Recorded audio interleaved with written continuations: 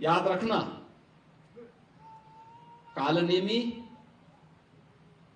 ताड़का और सुड़पंखा, ये तीन जो पात्र हैं रामायण कालखंड के, इनकी प्रासंगिकता समाज तोड़ने के बारे में वह हर युग में रही है और वह हर युग में उस रूप में अपनी मौजूदगी से अपने षड्यंत्रों को अंजाम देने के लिए तैयार करते रहे।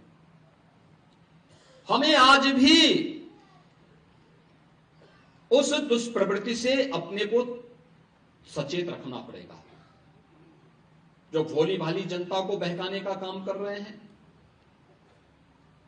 जो आपके परिवारों के अंदर घुस करके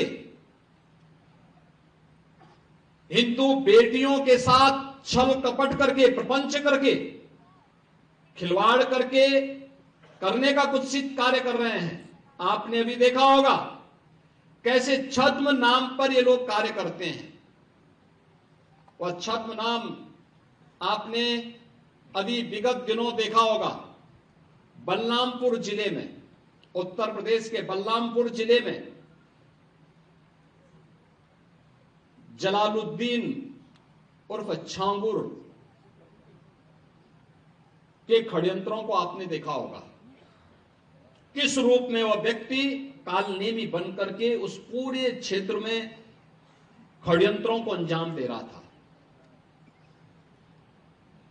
नाम उसका, जब कार्रवाई हो रही थी और हम लोगों ने लगभग 3 वर्षों से अपनी टीम को बिठाया हुआ था अलग अलग जगह की, भाई देखो इसकी गतिविधि को वॉच करना है, देखना है, और वक्त आने पर फिर जब पूरा मटेरियल इकट्ठा हो जाएगा तो हमारी प्रभावी कार्रवाई होगी।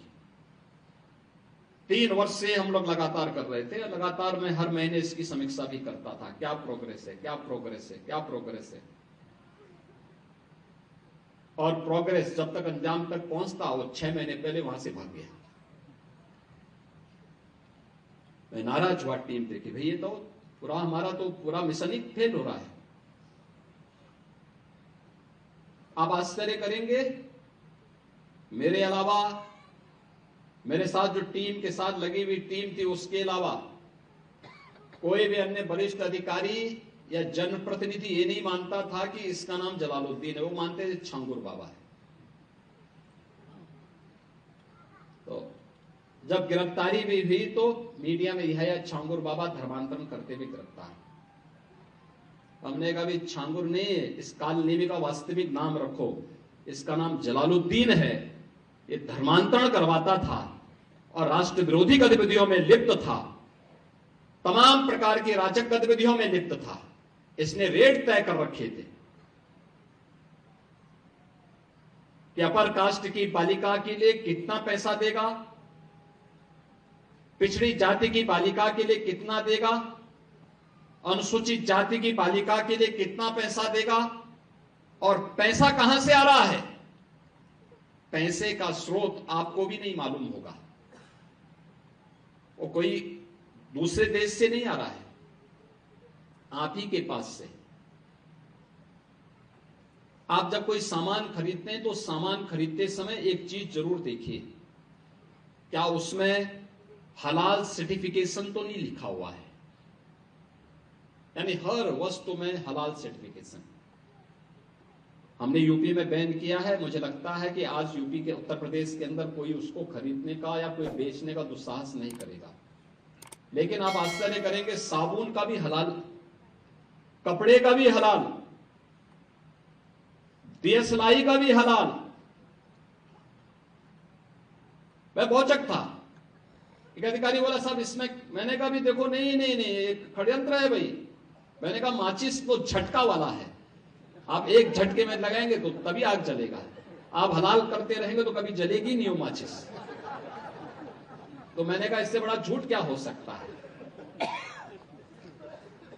आप सोचो, और हमने जब कार्रवाई प्रारंभ की, 25,000 करोड़ रुपए देश के अंदर हलाल सर्टिफिकेशन से होता है, और भारत सरकार की या राज्य सरकार की किसी भी एजेंसी ने उन्हें मान्यता नहीं दी है।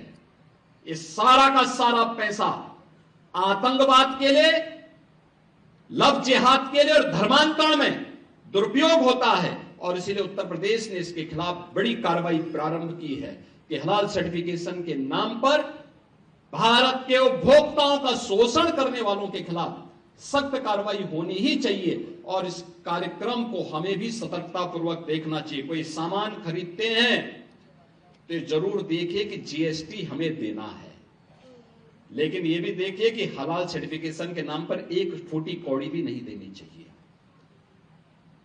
क्योंकि जितना पैसा जाएगा ये सभी के सभी पैसा आपके खिलाफ षड्यंत्र में वह जाने वाला है। और यही होता है।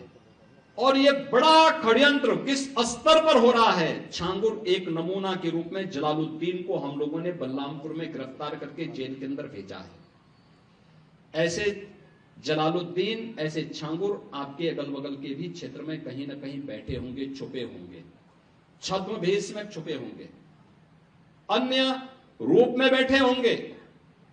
उनकी गतिविधियों पर नजर रखना, उनको बहुत सतर्कतापूर्वक देखना।